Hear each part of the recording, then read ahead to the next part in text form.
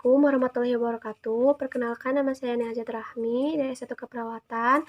Di sini saya akan memaparkan hasil dari penelusuran video mengenai penggunaan teknologi dalam keperawatan yang berhubungan dengan gangguan pernapasan, kardiovaskuler, serta hematologi. Pertama, di sini saya akan memaparkan penggunaan teknologi pada gangguan sistem pernapasan, yaitu di sini ada teknologi spirometer atau alat diagnosi kondisi paru-paru.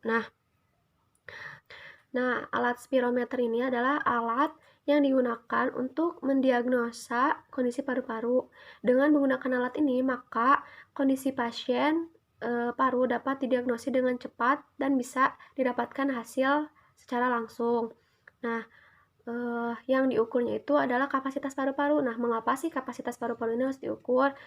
Karena kapasitas paru-paru ini sering dijadikan parameter kerusakan yang terjadi pada paru-paru seseorang.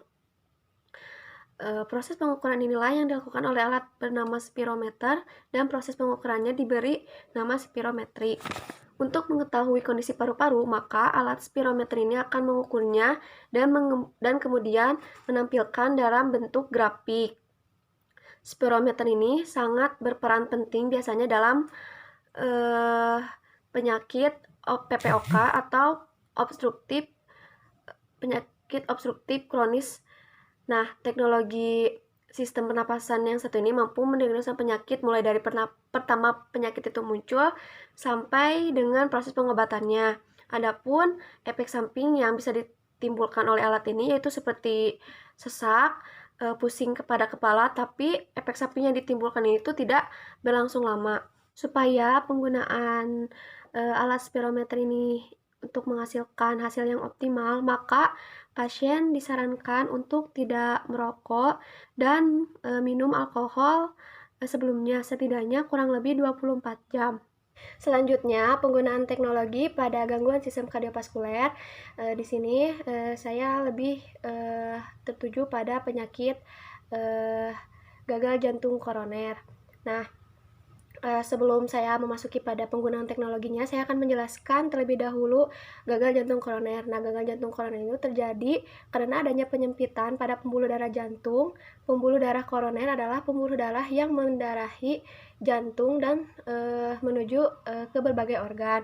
Lalu penyempitan pembuluh darah pada koroner disebut sebagai plak arteriosklerosis atau adanya timbunan lemak. Nah, terjadinya penimbunan lemak ini juga bisa memakan waktu sampai bertahun-tahun. Bisa juga akibat terjadinya kolesterol yang tinggi. Lalu, proses penyempitan pembuluh darah ini menurunkan kondisi tertentu selain kadar yang tinggi, biasanya disebabkan oleh lapisan dalam dari pembuluh darah koroner. Kita sudah tidak lagi licin. Nah, di bagian pembuluh darah koroner itu dilapisi oleh endotel. Nah, endotel bagus akan menjaga pembuluh darah dan adanya penyempitan.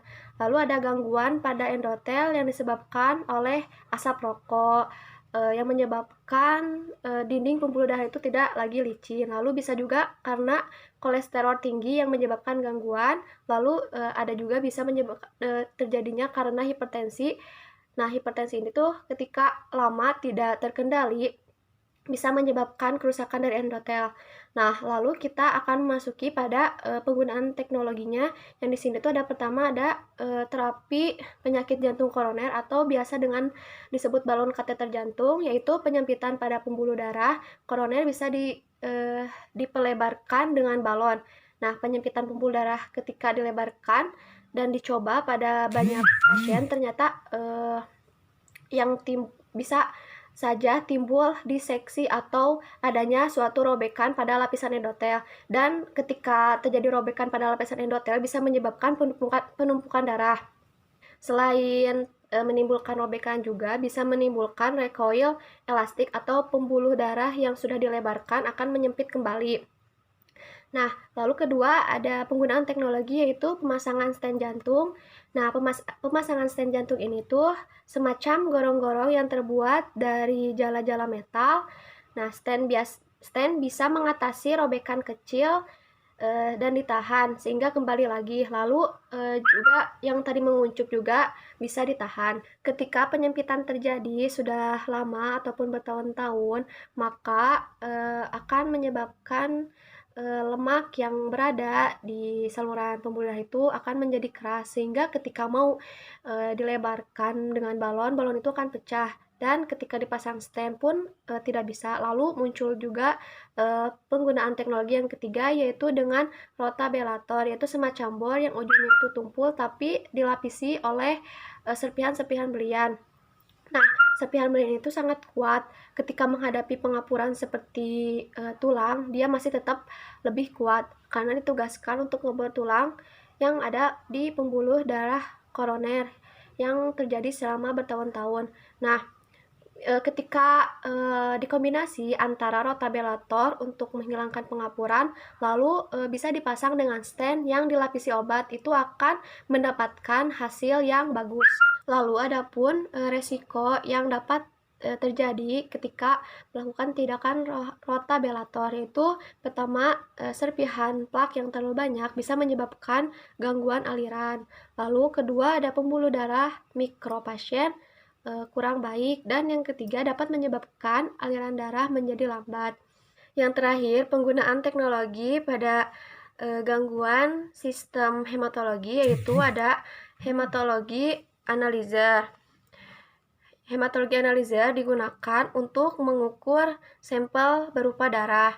Nah, alat ini biasa digunakan untuk mendiagnosis penyakit yang diderita seorang pasien seperti kanker, diabetes, atau yang lainnya.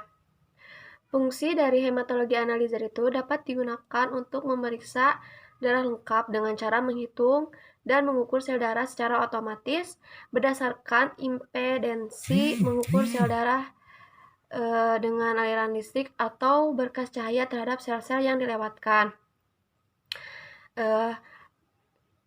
Pemeriksaan hemoglobin secara rutin seperti meliputi pemeriksaan hemoglobin, hitung sel leukosit, dan hitung sel trombosit. Dalam penggunaan hematologi analyzer itu dapat memakan waktu yang singkat, dan ketepatan hasil yang dikeluarkan oleh alat hematologi analyzer ini biasanya sudah melalui quality control yang dilakukan oleh intern laboratorium tersebut. Lalu adapun metode kerja hematologi analyzer itu yang meliputi pertama ada impedensi atau konduktometril impedensi, yaitu menggunakan prinsip konduktivitas yang terjadi pada setiap sel yang melewatkan sebuah lubang sel pada luang perhitungan. Kedua ada flow cytometry. Penggunaan dengan flow cytometry menggunakan label flow referensi selain mengukur jumlah dan ukuran sel.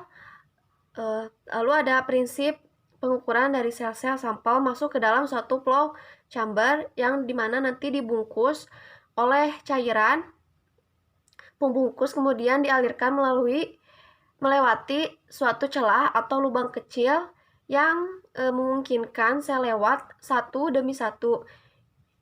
Kemudian akan dilakukan pengukuran. Mungkin cukup sekian yang bisa saya sampaikan. Mohon maaf bila ada kesalahan. Wassalamualaikum warahmatullahi wabarakatuh.